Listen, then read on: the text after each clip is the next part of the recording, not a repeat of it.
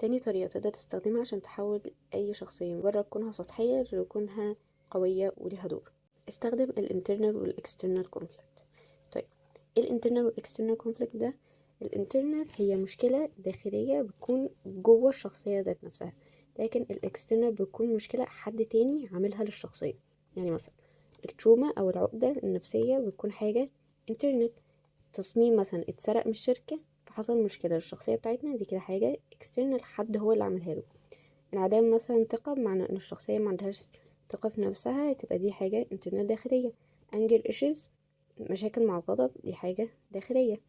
حادثة عربية مثلا حصلت والشخصية بتاعتنا حصل لها اتهام زور ان هي اللي عملت المشكلة دي، دي حاجة جاية لها من بره فتبقى حاجة external. طيب خلينا اديكوا بقى مثال. اصلا المسلسل اسمه تاكسي درايفر، ده مسلسل كوري اسمه دعوة للانتقام، بيتكلم عن ان الشخصيات الرئيسية بتاعتنا بتدي دعوة لناس اتظلمت ان هي تنتقم بالنيابة عنهم. تمام.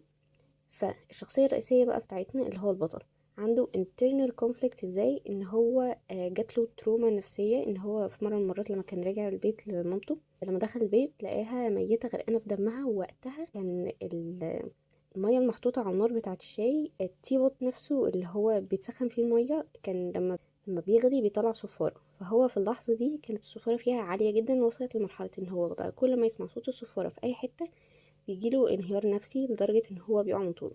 المشاكل اكسترنال هي المشاكل اللي بتيجي بعد بقى ما يبدأوا ان هما ينتقموا من الناس. اي مشكلة بقى وقتها بتجيلهم. عزيزي الكاتب، ما تنساش الفولو ان دي كانت مجرد